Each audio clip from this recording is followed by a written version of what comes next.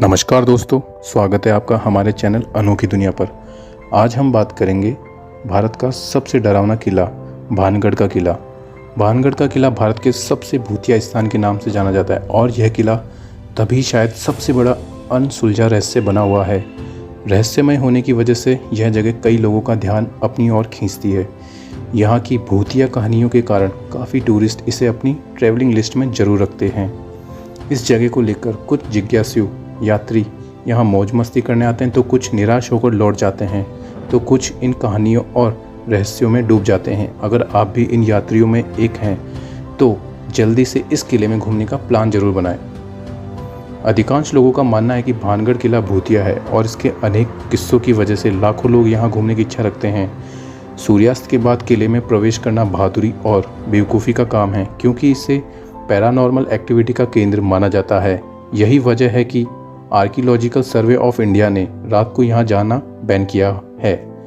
स्थानीय लोगों की मनपसंद कहानी है लोकप्रिय सम्राट माधो सिंह की, जिन्होंने गुरु बालूनाथ की स्वीकृति प्राप्त करने के बाद शहर का निर्माण किया था। वे एक तपस्वी थे जिन्हें ध्यान में रहना बेहद पसंद था।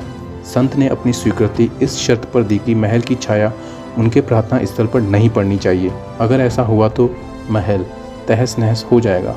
जब महल का निर्माण पूरा हुआ तो उसकी छाया संत के प्रार्थना स्थल पर पड़ गई और भानगढ़ उसी समय तहस नहस हो गया। संत के क्रोध को झेलने के बाद भानगढ़ तुरंत एक शापित शहर में बदल गया और इसे फिर से नहीं बसाया जा सका, क्योंकि इसमें कोई भी संरचना कभी भी जीवित रहने में कामयाब नहीं हुई। हैरानी की बात तो यह है कि बालूनाथ का तपस्या स्थल अभी भी खंडर अवस्था में देखा जा सकता है। वैज्ञानिक भानगढ़ की कहानियों को खारिज करते हैं, लेकिन गांव के लोग अभी भी इस किले को भूतिया मानते हैं।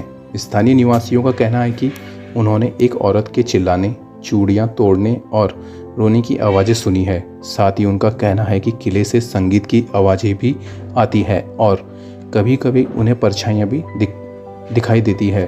कुछ लोगों को लगता है कि कोई उनका पीछा कर रहा है और उन्हें पीछे से मार रहा है। वहाँ से अजीब सी गंध भी आती है, ऐसा स्थानीय निवासियों का कहना है। इन्हीं कारणों की वजह से सूर्यास्त के बाद दरवाजे बंद हो जाते हैं और किले में एंट्री बिल्कुल बैन हो जाती है। हालांकि यह कहानियाँ मनगढ़ंत है या असल, इस बारे में तो कोई कुछ भी नहीं कह सकता। भानगढ़ किले की कहानी एक यह भी मानी जाती है कि राजकुमारी रत्नावती इस किले के सर्वनाश का कारण थी।